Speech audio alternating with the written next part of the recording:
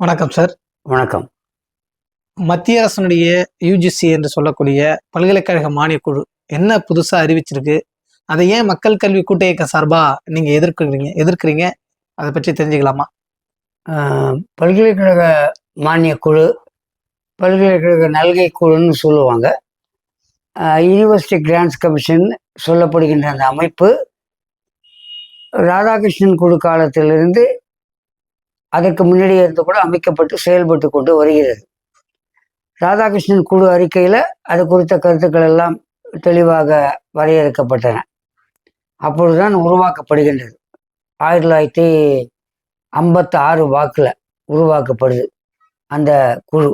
உயர்கல்வியை ஒரு சமூகத்து மாற்றத்துக்கோ அல்லது ஒரு சமூக சிந்தனை ஒட்டியோ மக்கள் நலம் சார்ந்தோ இந்த நாட்டினுடைய தன்னிறைவு சார்ந்தோ ஒரு கல்விக் கொள்கை உருவாக்கப்படுதுன்னா அப்படிலாம் அதை பார்க்க முடியாது. எந்த அரசாக இருந்தாலும் எந்த ஆளுங்கட்சியாக இருந்தாலும் அவை எவ்வாறு கல்வியை அணுகுகின்றன என்பதை ஒட்டிதான் இந்த வரைவு அறிக்கையை நாம் பார்க்க வேண்டும். இந்த வரைவு அறிக்கை ஏன் எதிர்க்க வேண்டியிருக்கின்றது? 3-4 செய்திகள் இதில் கூறப்பட்டுள்ளன. குறிப்பாக இன்று விவாத பொருளாக மாறியிருப்பது மாநில உரிமை பறிக்கப்படுகின்றது, ஆளுநருக்கு அதிகாரம் குவிக்கப்படுகின்றது, எல்லா துறைகளிலும் அதாவது கல்வி சார்ந்த உயர்கல்வி சார்ந்த துறைகள் எல்லாவற்றிலும் ஆளுநர்களுடைய தலையீடு ஒரு இறுக்கமாக்குவதற்காக இது கொண்டு வரப்படுகின்றது. இந்த விவாதம் கடுமையாக தமிழ்நாட்டில் நிகழ்ந்து கொண்டிருக்கின்றது. மாணவ அமைப்புகளும் அரசியல் கட்சிகளும் எதிர்த்து கொண்டிருக்கின்றன. இடதுசாரி அமைப்புகள், குறிப்பாக இடதுசாரி மாணவர் இயக்கங்கள் வீதியில் இறங்கி போராடி கொண்டு இருக்கின்றார். இந்த வரைவு அறிக்கை என்ன கூறுகின்றது? பல்கலைக்கழக மானியக் குழு உருவாக்கப்பட்டதிலிருந்தே சட்டங்கள் இருந்தனவா என்று கேட்டீர்கள் என்றால், உதாரணமாக சென்னை பல்கலைக்கழகம் மிக பழமையான பல்கலைக்கழகம். அதற்கு சட்டம் பிரிட்டிஷ்காரர் காலத்திலேயே உருவாக்கப்பட்ட சட்டம். விசிட்டர் ஆஃப் தி யூனிவர்சிட்டி என்று அதில் கூறப்பட்டுள்ளது. விசிட்டர் என்றால் நமக்கு தமிழில் அவ்வப்பொழுது வருகை புரிந்து செல்கின்றவர்கள். விக்டோரியா மகாராணி அரசமைப்பில் இருந்த காலத்தில் உருவாக்கப்பட்ட சட்டம். அந்த விசிட்டர் என்பது கவர்னராக, சான்சலராக மாற்றப்படுகின்றது. வேந்தராக கவர்னர், அந்தந்த மாநிலங்களை ஆளுகின்ற ஆளுநர்கள் அமைக்கப்படுகின்றார்கள். ப்ரோ சான்சலர் என்பவர் கல்வி அமைச்சர், அந்தந்த மாநிலத்தினுடைய கல்வி அமைச்சர். துணைவேந்தர் நியமிக்கப்படுகின்றவர். அதை பற்றியெல்லாம் இந்த வரைவறிக்கை சில புதிய விதிகளை கொண்டுள்ளது. இதை நாம் எதிர்க்க வேண்டிய கட்டாயம் ஏன் எழுகிறது என்றால், சென்னை பல்கலைக்கழகம், அதை போன்று மதுரை காமராசர் பல்கலைக்கழக சட்டங்கள் இருக்கின்றன. இந்த 2 சட்டங்களிலும் வேந்தர், பிறகு ஆட்சிக்குழு என்று சொல்லுவார்கள், அது நியமிக்கின்ற, அது தேர்ந்தெடுக்கின்ற ஒரு உறுப்பினர். 3ஆவதாக பல்கலைக்கழக பேரவை, செனட் என்று கூறுவார்கள். இவர்கள் 3வரும் சேர்ந்து தேர்ந்தெடுக்கப்படுகின்ற இந்த அமைக்கப்படுகின்ற குழுதான் துணைவேந்தரை பெயர்களை பரிந்துரைக்கும். அந்த பரிந்துரைக்கப்பட்ட பெயர்களில் ஒருவரை ஆளுநர் தேர்ந்தெடுப்பார். ஆளுநர் ஒருவரை டிக்கடிப்பதற்கு என்பதே எதிர்க்கப்பட வேண்டிய விஷயம். துணைவேந்தரை தேர்ந்தெடுக்கப்படுகின்ற அமைப்பாக பேரவை செயல்பட வேண்டும். பேரவையில்தான் ஆசிரியர் பிரதிநிதிகள் இருப்பார்கள், தேர்ந்தெடுக்கப்பட்ட பிரதிநிதிகள் இருப்பார்கள், அரசால் நியமிக்கப்பட்ட அதிகாரிகளும் இருக்கின்றார்கள், ஆளுநரால் பரிந்துரைக்கப்பட்டு நியமிக்கப்படுகின்ற பிரதிநிதிகளும் செனட்டில் உண்டு. இது சென்னை பல்கலைக்கழக சட்டம். அந்த சட்டத்தில் கூட இப்போ மாற்றம் கொண்டு வரப்பட்டு விட்டது. செனட்டில் கல்லூரி ஆசிரியர் சங்க பிரதிநிதிகள் எல்லாம் தேர்ந்தெடுக்கப்பட்டு இருக்கக்கூடிய வாய்ப்பு உண்டு. பல்கலைக்கழக பேராசிரியர்கள், துணைத் தலைவர்கள் உண்டு. இவர்களெல்லாம் அடங்கிய ஒரு அமைப்பு. அந்த அமைப்பு ஒரு நபரை, ஒரு கல்வியாளரை பரிந்துரைத்து அவர் துணைவேந்தரை தேர்ந்தெடுக்கின்ற குழுவில் இருக்கின்ற வாய்ப்பானது எவ்வாறு பறிக்கப்படுகிறது என்று பார்த்தால், இப்பொழுது வந்திருக்கின்ற புதிய வரைவறிக்கையில் ஆளுநர், visitor chancellor of the university, பல்கலைக்கழகத்தினுடைய ஆளுநர் பரிந்துரைக்கின்ற பெயர் ஒன்று இருக்கும்.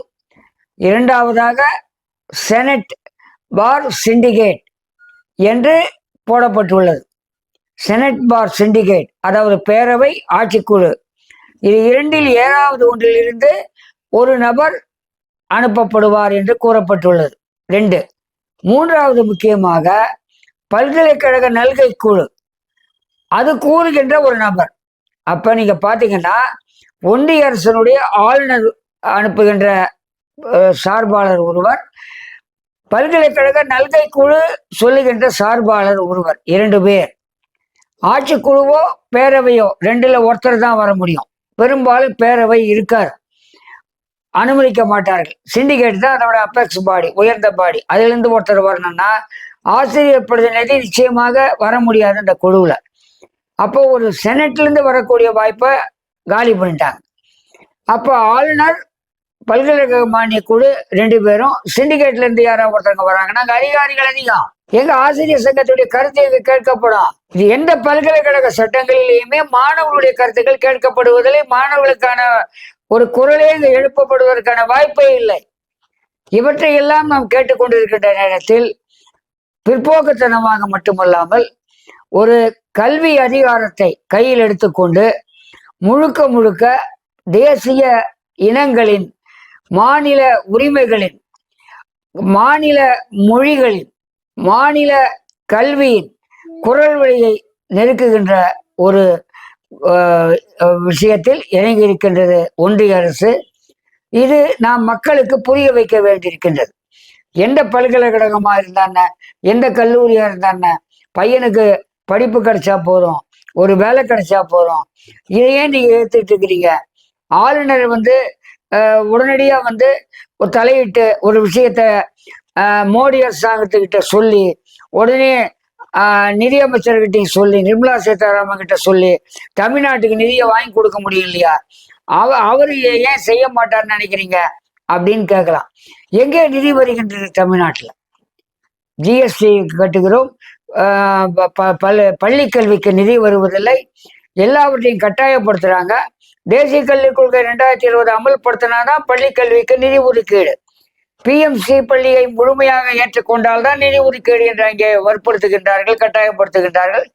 அப்ப பள்ளியில் படிக்கின்ற உங்க குழந்தைகளுக்கு உதவித்தொகை கொடுக்க வேண்டும் என்றால், மதிய உணவு போட வேண்டும் என்றால், அதற்கு நிதி பற்றாக்குறை என்று வரும்போது நம்முடைய மக்கள் மீது தான் அந்த சுமை வரும். தமிழ்நாடு அரசாங்கம் வரி விதிப்பதன் மூலமாகவோ மற்றதன் மூலமாகவோ நிதியை திரட்ட வேண்டி இருக்கும். எனவே கல்வி என்பது மாநில பட்டியலில் தான் இருக்க வேண்டும், மாநிலத்தின் உரிமையாக இருக்க வேண்டும். பாரதிதாசன், பாரதியார் போன்ற பல்கலைக்கழகங்களை எடுத்துக்கொண்டால், தமிழ்நாடு அரசாங்கம், அப்பொழுது இருந்த அரசாங்கம், எம்ஜிஆர் முதலமைச்சராக இருந்த காலத்தில், அரங்கநாயகம் கல்வி அமைச்சராக இருந்த காலத்தில் பாரதிதாசன், பாரதியார் போன்ற பல்கலைக்கழகங்கள் உருவாக்கப்பட்டன. அதற்கென்று சட்டங்கள் உருவாக்கப்பட்டன.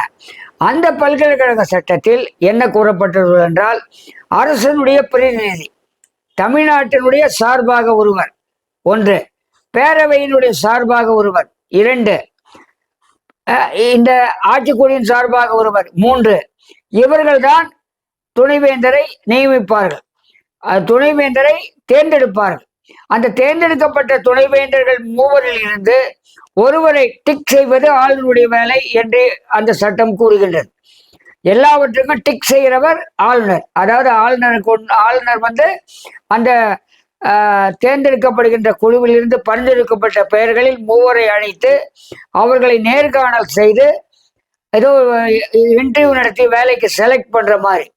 ஆளுநர் என்ற ஒரு நபர் தேர்ந்தெடுக்கிற நடைமுறையை நாம் எதிர்க்கிறோம் என்று சொன்னோம். ஆனால் அது கூட இப்பொழுது முழுக்க முழுக்க அவருடைய கட்டுப்பாட்டில் கொண்டு போய்விட்டது. அந்த சட்டமும் இப்பொழுது ஓவர்லுக், அந்த சட்டமும் மாற்றப்படும். அதாவது பாரதிதாசன், பாரதியார் பல்கலைக்கழகத்தில் உள்ள தமிழ்நாடு சங்கத்தினுடைய சார்பாளராக வரக்கூடியதும் பறிக்கப்படுகின்றது. சென்னை பல்கலைக்கழகத்தினுடைய பேரவை ஆசிரியர்கள் வருவதும் காலி செய்யப்படுகின்றது. எனவே இது ஒரு ஜனநாயக மரபற்ற தன்மையை உருவாக்குவதும் ஒரு சர்வாதிகார போக்கில் உயர்கல்வி தளத்திற்குள் ஒன்றிய அரசு நுழைந்து செயல்படுவதையும் அனுமதிக்க முடியாது. இதை கடுமையாக எதிர்த்தாக வேண்டும். அவர்களுடைய மதவாத கருத்துக்களையும் இந்துத்துவ ஆதரவாளர்களையும் உள்ளே புகுத்துவதற்கும் இது வழிவகுக்கும் என்று நான் கருதுகிறேன்.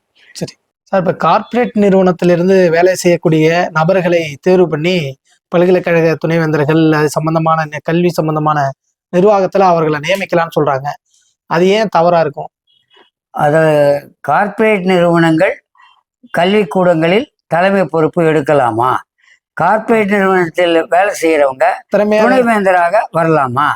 அவங்களுக்கு திறமை இல்லையா அப்படின்னு நீங்க கேக்குறீங்க. ஆமா சார். ஒண்ணு பண்ணலாம், இன்போசிஸ் நாராயணமூர்த்திய துணைவேந்தரா கொண்டு வந்துடலாம், ரிலையன்ஸ் அம்பானிய துணைவேந்தரா கொண்டு வந்துடலாம். தப்பு இல்லை அப்படின்னு நீங்க நினைக்கிறீங்களா என்று எனக்கு தோணுது. ரிலையன்ஸ் அம்பானியும் பிர்லா அம்பானி அறிக்கை என்பது வாஜ்பாய் தலைமை அமைச்சராக இருந்த போது கொண்டு வரப்பட்ட அறிக்கை. அப்ப ரிலையன்ஸ் அம்பானிக்கும் பிர்லா குரூப்பை சேர்ந்த பிர்லாவுக்கும் என்ன சம்பந்தம் அப்படின்ற கேள்வியை ஆசிரியர் சங்கங்களும் மாணவர்களும் இடதுசாரி அமைப்புகள்லாம் கேள்வி கேட்டன. ஆனா இன்னைக்கு அது நடைமுறைக்கு வருது. அதாவது ஒரு கார்ப்பரேட் செக்டார் பன்னாட்டு நிறுவன முதலாளிகளுடைய கருத்தை கேட்டு கல்விக் கொள்கை உருவாக்குவது, தனியார் பல்கலை உருவாக்குவது என்ற போக்கு போக இப்போ என்ன ஆயிடுச்சுன்னா, இந்த பல்கலைக்கழக வரைவு அறிக்கையில 26வது பக்கத்துல துணைவேந்தரை நியமிக்கும் போது 10 ஆண்டு கல்வி அனுபவம் உடைய கல்வியாளர்கள் இருக்கலாம். அதை தவிர நிர்வாக பொறுப்பில் இருக்கிறவங்க, அதாவது ஐஏஎஸ் அதிகாரிகளா இருக்கலாம், ஏதாவது ஒரு தமிழ்நாட்டினுடைய ஐஏஎஸ் அதிகாரிகளா இருக்கலாம், மேலாண்மை நிறுவனங்கள் மேனேஜ்மெண்ட் செக்டர் இருக்கு இல்லைங்களா, அதில் இருக்கிறவங்க இருக்கலாம், பொதுத்துறை நிறுவனங்களை சேர்ந்தவங்க இருக்கலாம், பிறகு பன்னாட்டு நிறுவனத்தை சேர்ந்த அது எக்ஸிக்யூட்டிவ் நிர்வாக மேலாண்மையில் இருக்கிறவங்களோ பொறியாளர்களோ துணைவேந்தருக்கு விண்ணப்பிக்கலாம் அப்படின்னு மாத்துறாங்க. ஏன் அப்படி செஞ்சா என்ன தப்புன்னு நீங்க கேக்குறீங்க இல்லையா? அப்படி செய்யும் போது என்ன ஆகுதுன்னா, முன்னமையே ஒரு அறிக்கை விவாதத்துக்கு வந்தது, நம்முடைய கண்ணிலும் பட்டிருக்கலாம். அதாவது கார்ப்பரேட் யூனிவர்சிட்டி தொடர்பாக பன்னாட்டு நிறுவனங்கள் பல்கலைக்கழகத்தில் உருவாக்குவது தொடர்பாக ஒரு அறிக்கையை இன்போசிஸ் நாராயணமூர்த்தி வெளியிட்டார். அது பெரிய விவாதத்துக்கு வந்தது, உங்களுக்கு தெரியும்னு நினைக்கிறேன். அந்த அறிக்கையில கூறப்பட்ட விஷயங்கள் எல்லாம் இன்னைக்கு அமலாகுது. இவங்க வந்தா என்னன்னு பாத்தீங்கன்னா, இதையும் திறன் மேம்பாடையும் சேர்த்து பாருங்க. உலக பொருளாதார மையமோ உலக வங்கியோ அடிக்கடி பொழுது சொல்லுகின்ற வார்த்தை திறன் மேம்பாடு. ஆர்டிபிஷியல் இன்டெலிஜென்ஸ், செயற்கை நுண்ணறிவு வருது, எல்லாவற்றிலையும் என்னோட செயல்பாடு அதிகரிக்குது. எனவே அதை பற்றிய புரிதல் வேணும், திறன் முக்கியம், ஸ்கில் டெவலப்மெண்ட் பள்ளிக்கூடத்திலிருந்தே கொண்டு வரணும். எண்ணும் எழுத்து திட்டமாகட்டும், வேறு எந்த வகையான பள்ளி திட்டமாகட்டும், உயர்கல்வி வரைக்கும். இன்னைக்கு ஒரு ஆசிரியர் எடுத்துக்கொண்டால் அவர் நடத்துகின்ற பாடத்தில் ஒரு குறிப்பிட்ட பாடமே நீக்கப்பட்டு பல்கலைக்கழகங்களில் அந்த இடத்துல ஸ்கில் டெவலப்மெண்ட் கோர்ஸ் வந்துருச்சு. அப்ப ஸ்கில் ஏன் சொல்றாங்க? கார்ப்பரேட் எது சந்தைக்கு தேவைப்படுதோ அந்த பொருளை உற்பத்தி பண்ணும். ஒரு சோப்பு விற்கலைன்னா அந்த சோப்பை விட்டுடுவாங்க. சோப்பு பவுடரா இருந்தது, நம்ம காலத்துல சோப்பு தான் இருந்தது. இப்ப நாங்கெல்லாம் குழந்தையா இருந்த போது சோப்பு காய் இருந்தது, சோப்பு வந்தது, கட்டி சோப்பு போய் தூள் சோப்பு வந்தது, தூள் சோப்பு போய் திரவ சோப்பு வருது இல்லைங்களா? இப்போ திரவ சோப்பு இருக்கு. ஏன்னா வாஷிங் மெஷின் அதுக்கு பயன்படுத்தும் போது திரவம் கலந்து தண்ணியில கலந்து சுத்தப்படுத்துறதுக்கு எளிமையா இருக்கும். அதுக்கான தொழில்நுட்பம் வருது. அப்ப இந்த தொழில்நுட்பம் மார்க்கெட் ஆகலைன்னா வேற மார்க்கெட்டு பண்றதுக்கு தொழில்நுட்பத்தை மேம்படுத்தணும்னா, இன்னும் கொஞ்சம் கெமிக்கலை சேர்க்கணும்னா, ஆடையை புதுப்பிக்கணும்னா பல்வேறு விளம்பரங்களோட வர்றதெல்லாம் பாக்குறீங்க. அப்ப எது சந்தைக்கு தேவையோ அது உற்பத்தி செய்கின்ற விஷயமா பல்கலைக்கழகம் இருக்கணும். அது எது சந்தைக்கு தேவையோ அது உற்பத்தி செய்யக்கூடிய இடமா கல்லூரிகள் மாணவர்களை உற்பத்தி செய்யணும். மாணவர்களை உற்பத்தி செய்யணும்னா நீங்க ஒத்துக்கிறீங்களா இல்லையா? மாணவர்களை உற்பத்தி செய்ய ஒத்துக்கிறீங்களா? மாணவர்களை ஒரு கருத்தாக்கத்தோட உருவாக்குறத விரும்புறீங்களா? நீங்க கருத்தாக்கத்தோட நம்ம உருவாக்குறதா? ஆமா, இவங்க உற்பத்தி செய்ய விரும்புறாங்க. அதாவது மெஷின் உள்ள ஒரு இரும்பு கூழை போட்டு நட் அண்ட் போல்ட்டோ ஒரு உதிரி பாகமோ உருவாக்குவது போல மாணவர்களை உள்ள தள்ளி திறன் மேம்பாடு உள்ளவர்களை மட்டும் வெளியே தள்ளுறதுக்கு இந்த கார்பரேட் ஆட்கள் வந்து உட்காருவாங்களே தவிர நீங்க பெரியாரை பத்தியோ அம்பேத்கரை பத்தியோ கார்ல் மார்க்ஸை பத்தியோ ஏங்கல்ஸை பத்தியோ பேசுவதற்கோ தமிழினத்தை பற்றி பேசுவதற்கோ தமிழ் பண்பாடை பற்றி பேசுவதற்கோ தெலுங்கர் பண்பாடை பேசுவதற்கோ கன்னட பண்பாடையோ ஆரிய பண்பாடையோ இல்ல ஒரிய மக்களுடைய ஒரியாவில் உள்ள மக்களுடைய பண்பாடையோ இந்தி பெட்டில் இருக்கிற மக்களுடைய பழங்குடி மக்களுடைய பண்பாட்டையோ பேசுவதற்கு இடமாக கல்லூரி பல்கலைக்கழகங்கள் இருக்காது. அது முழு ஒழிக்கப்படும். அது ஒத்துக்கணும்னா இதை நீங்க ஏத்துக்கலாம். சரிங்க. இப்ப ஒன்றிய அரசும் இப்ப ஆளுநர் தரப்பும் என்னன்னா கல்வியை மேம்படுத்தணும், அதுக்காக தான் எங்க தரப்புல இருந்து நாங்க ஒரு நபரை துணைவேந்தரை நாங்க நியமனம் செய்யணுங்கிற கோரிக்கை வைக்கிறாங்க. இது சரியா தானே இருக்கும், எப்படி தவறா இருக்கும்? அப்ப தமிழ்நாட்டுல இருக்கிறவங்க எல்லாம் வந்து உருப்படாதவங்களா? தமிழ்நாட்டுல வந்து கல்வியாளர்களே இல்லையா? அதை நீங்க வேணும்னா தமிழ்நாடு முதலமைச்சரும் உயர்கல்வித்துறை அமைச்சரும் அவங்க அழைச்சிக்கிட்டான். நீங்க ஏன் மேல இருந்து கொண்டு வந்து போடுறீங்க? இங்க இருக்கிற முதலமைச்சருக்கோ உயர்கல்வி அமைச்சருக்கோ அது தெரியாதா? அவர்கள் கல்வியாளர்களை அழைக்க மாட்டார்களா? அது வந்து அவங்களுக்கு அந்த உரிமையை கொடுங்க. நாங்க வந்து அது சரியில்லைன்னா நாங்க எங்க மாநில முதலமைச்சரோடய கல்வி அமைச்சரோடய நாங்க சண்டை போட்டுக்கிறோம். நீங்க என்ன பண்றீங்கன்னா நீங்க கொண்டு வந்து திணிக்கிறீங்க. நீங்க கொண்டு வந்து திணிக்கிறத நாங்க எப்படி ஏத்துக்க முடியும்? அது முடியாது. கல்வி என்பது ஒரு கருத்தாக்கத்தை உருவாக்குறதுன்னு சொல்லிட்டீங்க. ஆமா. அப்ப வந்து மிக ஆபத்தான விஷயம் நீங்க மேல இருந்து ஆளை கொண்டு வந்து போடுறது. இல்ல அவங்க அப்படின்னா RSS இந்துத்துவ அந்த மாதிரி ஆட்களை நியமிப்பாங்கன்னு சொல்ல வரீங்களா? RSS இந்துத்துவ ஆட்களை நியமிக்கிறதா இன்னைக்கு பல்கலைக்கழகங்கள் நடந்துட்டு இருக்குது. சரிங்க, புரியுதுங்களா? அது வந்து நீங்க பாத்தீங்கன்னா ஒரு பெரியார் பல்கலைக்கழக துணைவேந்தர் பாதுகாக்கப்படுகின்றார், ஆளுநரால் பாதுகாக்கப்படுகின்றார். விவாதம் ஊடகத்துல வந்து இல்லைங்களா? நீங்க கேள்விப்பட்டீங்க. மாநில அரசாங்கம் அவர் மேல நடவடிக்கை எடுக்க முடியல, வழக்கு நிக்குது. அப்படி நிக்குதா இல்லையா? அந்த ஒரு பல்கலைக்கழகம் மாநில அரசாங்கத்துக்கிட்ட இருக்கும் போதே ஆளுநர் வேந்தர் என்ற வகையில தலையிட்டு அங்க அவர் தனியா போய் துணைவேந்தரை பார்க்க போறாரு. உயர்கல்வித்துறை விசாரணை நடத்த தனியா போகுது. இந்த கூத்து நடந்துட்டு இருக்குது. பல்கலைக்கழகங்கள் செயலிழந்து இருக்குது. துணைவேந்தர் இல்லாத பல்கலைக்கழகம் தமிழ்நாட்டுல இயங்கிக்கிட்டு இருக்குது. அண்ணா பல்கலைக்கழகத்தோட பிரச்சனை உங்களுக்கு தெரியும். துணைவேந்தர் கிடையாது இல்லையா? பாரதியார்ல கிடையாது. அப்ப இதே மாதிரி நிலைமை முடிச்சா பையனுடைய படிப்பு என்ன ஆகும்? அவன் படிப்பை முடிச்ச பின்னாடி மாற்று ஒரு சான்றிதழ் கிடைக்கிறதுக்கு காலதாமதம் ஆகுது. கான்வெகேஷன் நடக்க மாட்டேங்குது, பட்டமளிப்பு விழா. இப்ப இந்த முரண்பாடு அதிகமாகிட்டே இருக்குது. இந்த முரண்பாடு அதிகமாகிறதுக்கு காரணம் ஏன் விட்டு கொடுத்துட்டு போறதானே மாநில அரசு நீங்க கேக்குறீங்க. விட்டு கொடுத்துட்டு போறதுக்கு என்ன இது? அதாவது காலகாலமாக இந்த கல்வி என்பதே வந்து பிரிட்டிஷ்காரன் காலத்திலிருந்து அல்லது இந்த ஆட்சி மாறி அரசியல் சட்டம் உருவாக்கப்பட்ட பின்னாலும் பொதுப்பட்டியல், அதாவது கண்கண்ட்ரிஸ் ஒத்திசைவு பட்டியலில் கல்வி போன பின்னாடி கொஞ்சம் கொஞ்சம் நாம் உரிமை இழக்கிறோம். நம்முடைய கல்வி நமக்கு சொந்தம் இல்லை, காடு சொந்தம் இல்லை, மலை சொந்தம் இல்லை. மலையில் இருக்க கனிம வளம்லாம் மத்திய அரசாங்கத்துக்கு சொந்தம். கடலுக்கு அடியில் இருக்கிற மீனெல்லாம் மத்திய அரசாங்கத்துக்கு சொந்தம். கடலை உள்ள தோண்டி எண்ணெய் இருக்குன்னா மத்திய அரசாங்கத்துக்கு சொந்தம். அந்த கடல் வேணா இங்க மெரினா கடற்கரையா இருக்கலாம், திருச்செந்தூர் கடற்கரையா இருக்கலாம், கன்னியாகுமரி கடற்கரையா இருக்கலாம். கடலுக்குள்ள இருக்கிற கனிம வளம் அத்தனையும் மத்திய அரசாங்கத்துக்கு சொந்தம். அப்ப இது எப்படி ஒத்துக்க முடியும்? பழங்குடி மக்களுக்கு காடு சொந்தம், அதெல்லாம் கிடையாது. பழங்குடி மக்களுக்கு காடு வந்து எனக்கு சொந்தம். ஆனா யாரு மத்திய அரசாங்கம் சொல்லுது. அங்க உள்ள கனிம வளம் இருக்கா? வேதாந்தாவுக்கு நாங்க விட்டுடுவோம், நீ நிலக்கரியை தோண்டுன்றது. இப்ப டங்ஸ்டன் போராட்டம் நடக்கிறது உங்களுக்கு தெரியும்.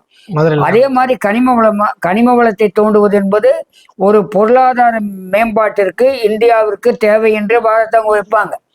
அதுக்காக காட்டு அழிக்கிறதையோ மரத்தை அழிக்கிறதையோ வயலை அழிக்கிறதையோ நம்ம வந்து ஏத்துக்க முடியாது.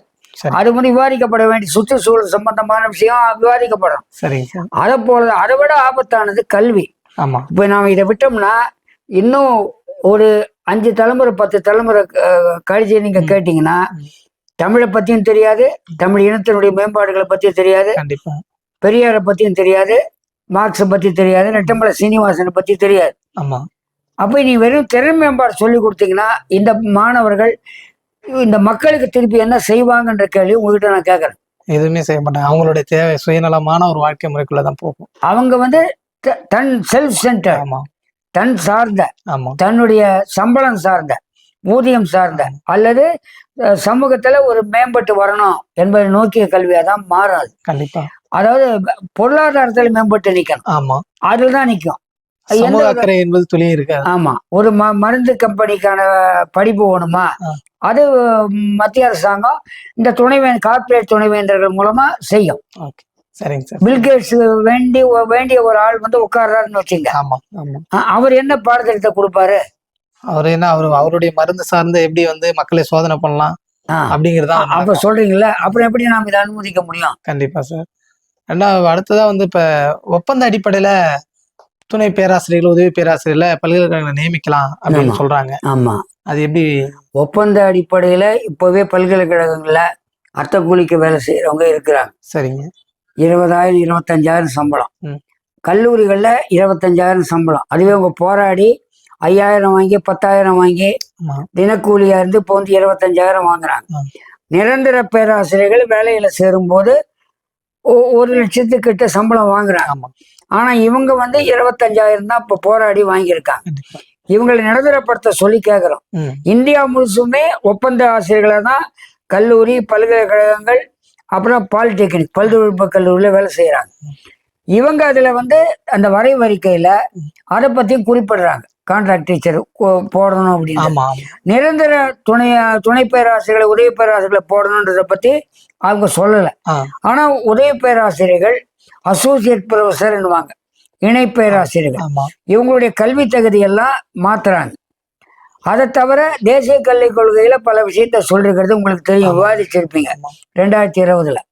அதாவது 3 ஆண்டு பட்டப்படிப்பு, 4 ஆண்டு பட்டப்படிப்பு, அதை பத்தி குறிப்பிடுறாங்க. அந்த 4 ஆண்டு பட்டப்படிப்பு முடிச்சு பிஹெச்டி வந்து எம்ஏ எம்எஸ்சி வந்து வேற பாடத்துல கூட படிக்கலாம். இப்போ உதாரணமா நீங்க என்ன படிச்சிருக்கீங்க? நான் எம்காம் படிச்சிருக்கேன். எம்காம் படிச்சிருக்கீங்க. எம்காம் படிச்சவர் பிசிக்ஸ் படிக்கலாம். என்னுடைய பாடம் இயற்பியல். எம்காம் படிச்சிருந்தா கூட நீங்க பிசிக்ஸ் நினைச்சா படிக்கலாம். பிளெக்சிபிலிட்டின்றாங்க, நெகிழ்வுத்தன்மைன்றாங்க. ஏன்னா டீலிங் டிகிரி ஃப்ரம் ஜாப், இது வந்து ராஜீவ்காந்தியுடைய புதிய கல்விக் கொள்கையிலே வந்துருச்சு. டிகிரிக்கும் வேலைக்கும் சம்பந்தம் இல்லை. அதாவது எம்காம் படிச்சா வணிகவியல் சார்ந்துதான் வேலைக்கு போகணும்னு தேவை கிடையாது. இப்ப கூட கார்பரேட் செக்டர் என்ன பண்றான், உங்களுக்கு வேலைக்கு எடுப்பான். வேலைக்கு எடுத்துட்டு எந்த வேலை கொடுப்பாரு, இன்சூரன்ஸ் கம்பெனி சம்பந்தமான பிபிஓ ஒர்க்கு உங்களுக்கு கிடைக்கலாம். அப்படி இல்லாம கூட வேறு ஏதாவது கோடிங் வேலைக்கு கூட நீங்க போக முடியும். கோடிங்னு சொல்லுவாங்க. அதுக்கு வந்து ஒரு மொழி தெரியணும், மென்பொருள் மொழி தெரியணும். அதை கத்துக்கணும். நீங்க கத்துக்கிட்டு நீங்க போயிடலாம். அப்ப நீங்க படிச்ச காமர்ஸுக்கும் கோடிங்க்கும் சம்மந்தம் கிடையாது. கரெக்டுங்களா? இது நடந்துட்டு இருக்குது. இது முழுசுமே உன்னை திறம்பட வந்து கம்பெனிக்கு ஆள் வேணும்னா பாடத்திட்டத்தையே கார்பரேட் செக்டரை வச்சு நாங்க வடிவமைச்சுக்கிறோம். அப்ப இன்ஃபோசிஸ், அப்புறம் விப்ரோ, அசென்சர், வெளிநாட்டு கம்பெனி, உள்நாட்டு கம்பெனி, இவங்க எல்லாருமே பாடத்திட்டத்தை உருவாக்கி பல்கலைக்கழகத்தை கொடுப்பது எளிமையாகும் சொல்லுது மத்திய அரசாங்கம். அதை பாடத்திட்டத்தை தீர்மானிக்கிறது கல்வியாளர்கள் அகாடமிக் கவுன்சில் உண்டு. ஆனா இவங்க இது இப்படி கொண்டு வந்தா கல்வி முழுக்க வணிகமா தான் போகும். வணிக சந்தைக்கு தான். அதாவது கல்வி வந்து எப்பொழுதுமே உற்பத்தி முறை சார்ந்ததா இருக்கும், ஒண்ணு ஒடுக்குமுறை சார்ந்ததா இருக்கும். 2 விஷயமாவும் நாம் பார்க்கணும். ஆனா அரசு என்பது ஒரு அடக்குமுறை கருவி. அது வந்து ஒரு என்னன்னா, கல்வி என்பது அதாவது வந்து lighting a fire, not filling a bucket அப்படின்னு கவிஞர் ஒருத்தர் சொல்லுவார். அதாவது பக்கெட்ல ஒரு வாளியில போய் தண்ணி பிடிக்கிறது இல்லை கல்வி என்பது, ஒரு நெருப்பை பத்த வைக்கிற மாதிரி. அப்ப நீங்க வந்து வாளியில தண்ணீர் ஒப்புற மாதிரி நீங்க தகவலை கொண்டு போய் சேர்ப்பதில்ல கல்வி. பேங்கிங் முறைன்னு சொல்லுவாரு, ஃபாலோ பிரேயர். அதாவது வங்கியில பணத்தை போடுறது மாதிரி கல்வி இருக்கக்கூடாது. வாளியில தண்ணி மூடுறது மாதிரி இருக்கக்கூடாது. வாளியில தண்ணி மூண்டா துணி அலசலாம், குளிக்கலாம், சரிதாங்க. ஆனா வந்து ஒரு நெருப்பை பத்த வச்சீங்கன்னா அந்த நெருப்பு என்ன ஆகும், ஒரு தீப்பொறியா மாறும். அந்த தீப்பொறி வெளிச்சத்தை காட்டும், அது மாற்றத்தை நோக்கி போகும் அப்படின்னு நம்ம பாக்குறோம். மாற்றங்கள் இருக்கக்கூடாது. மாணவர்கள் கேள்வி கேட்கக்கூடாது. மாணவர்கள் ஒரு சமுதாய மாற்றத்திற்கான புரட்சியாளர்களா மாறிடுவாங்களோன்ற பயம் வந்து இருக்கு, ஆளும் வர்க்கத்துக்கு இருக்கும். அதனால கல்வி திட்டத்தை வகுக்கும் போதெல்லாம் தங்களுடைய கட்டுப்பாட்டுக்குள்ளதான் அதை வச்சுக்கிறாங்க. யார் மேல உட்கார்ந்தாலும் இல்லைங்களா? அப்ப அது வந்து அதுக்கு தகுந்த மாதிரி வடிவமைக்கிறாங்க. இவங்க 2 விதமா செய்யறாங்க. அதாவது இந்துத்துவ பாசிச கருத்துக்களையும் உள்ள திணிக்கிறதுக்கு வசதியாகவும், கார்ப்பரேட் செக்டாருக்கு சேவை செய்வதற்கான ஒரு களமாகவும் இது பல்கலைக்கழகம் இருக்கணும், கல்லூரிகள் இருக்கணும்னு நினைக்கிறாங்க. இப்போ மாநில அரசாங்கம், நம்முடைய தமிழ்நாடு மாநில அரசாங்கத்தை பொறுத்த வரைக்கும் பாசிசத்தை, இந்துத்துவ பாசிசத்தை எதிர்க்கிற அதே நேரத்தில், சனாதனத்தை எதிர்க்கிற அதே நேரத்தில் கார்ப்பரேட் மயம் கல்வியில புகுத்தப்படுவதையும் எதிர்க்கணும். கண்டிப்பா. ஆமா, காவி மயம், கார்ப்பரேட் மயம் ரெண்டையும் நீங்க எதிர்ப்பீங்கன்னு நினைக்கிறேன். கண்டிப்பா. ஆமாங்க, நாங்க அப்படிதான் எதிர்த்து போராடிட்டு இருக்கோம். இப்ப மும்மொழி கொள்கையை வந்து ஏற்றுக்கொண்டாதான் நிதி, யூஜிசி வந்து நிதி வழங்குங்கிறதெல்லாம் இந்த அறிக்கையில சொல்லப்பட்டிருக்கு. ஆமாங்க, அதை பத்தி மும்மொழி கொள்கை ஏற்றுக்கிட்டாதான் கொடுப்போன்றாங்க. அது தவிர வந்து என்சிஆர்டி பாடத்திட்டத்துல நேஷனல் கோர் கரிக்குலம்னு ஒரு பாடத்திட்ட வரைவறிக்க கொடுக்குறாங்க. அதனுடைய அடிப்படையில தான் எல்லாமே இருக்கணும்ன்றாங்க. 3-5-8க்கு தேர்வுன்னு சொல்லிருக்கிறாங்க இல்லையா? நம்ம தமிழ்நாட்டுல தேர்வு இல்லை, தேர்வு வைக்க மாட்டோம்ன்றிருக்காரு நம்முடைய பள்ளி கல்வி அமைச்சர். அது இருந்தாதான் நிதி கொடுப்போம்னாங்கன்னா அதை நம்ம எதிர்க்க வேண்டியிருக்கு. ஆனா எதிர்ப்பது என்பது எத்தனை நாளைக்கு நாம வந்து இந்த மாதிரி வந்து நாம பேசிக்கிட்டே உரையாடிக்கிட்டே இருந்தோம்னா இந்த மாதிரியான அரங்க கூட்டமோ மற்றதே நடத்துவதையும் மட்டுமே ஆளுங்கட்சியோ எதிர்கட்சிகளோ செஞ்சுட்டு இருந்தா எப்படி? மக்களுக்கு கல்வி சார்ந்த விஷயங்களை கொண்டு போய் அமைச்சர்கள், முதலமைச்சரோ மற்ற அமைச்சர்களோ இறங்கி அவங்க வந்து போராடின வீதிக்கு வரணும். மாநில சுயாட்சிக்கும் கல்வி உரிமைக்கும் அப்பதான் ஒரு தீர்வு வரும். மாநில சுயாட்சிக்கான ஒரு போராட்டம் இன்றைய காலகட்டத்தில் மிக அத்தியாவசியமானதா படுது. அதோட சேர்த்து தான் இதை பார்க்கணும். அதனால இந்த தமிழ் தேசிய இனத்துக்கு மட்டும் உள்ள பிரச்சனை இல்லை. கேரளாவிலையும் பிரச்சனை உண்டு, கர்நாடகாவிலையும் பிரச்சனை உண்டு, ஆந்திராவின் தென் மாநிலங்கள்ல. நம்முடைய மாநிலத்துல இதுக்கு குரல் வந்து ஓங்கி ஒலிக்குது. மற்ற மாநிலங்களை இணைச்சு முதலமைச்சர், எதிர்கட்சி மாநிலங்களை இணைச்சு நம்ம தமிழ்நாடு முதலமைச்சர் போராடுற அதே நேரத்துல எதிர்கட்சிகளையும் இணைந்து, எல்லா கட்சிகளையும் இணைந்து இந்த பிரச்சனை எடுப்பாங்களன்னா அது எடுப்பதற்கான அழுத்தத்தை நம்ம கொடுத்தாகணும். சரிங்க. ஆனா கார்ப்பரேட் மையத்தை எதிர்க்கிறவங்க, கார்ப்பரேட் மையத்தையும் எதிர்த்து காவி மையத்தையும் எதிர்க்கிறவங்கன்றவங்க குறைவா இருப்பாங்க. காவி மையத்துக்கு எதிர்க்கிறவங்க அதிகமா இருக்கிறாங்க. அப்ப கார்ப்பரேட் மையத்தை எதிர்க்கிறவங்களையும் அணி சேர்த்து செய்ய வேண்டிய பொறுப்பு இருக்கு. குறிப்பாக மாணவர் சக்தி, இளைஞர் சக்தி இருக்கு, ஆற்றல், அது வந்து மாற்றங்களை உருவாக்கும். ஆகையினால உங்களுடைய இயக்கத்தை சார்ந்த மாணவர் அமைப்புகள் இதுக்கு வந்து மக்களிடையே கொண்டு செல்லணும் இந்த கருத்துக்களை நினைக்கிறேன். நன்றி சார். நன்றி.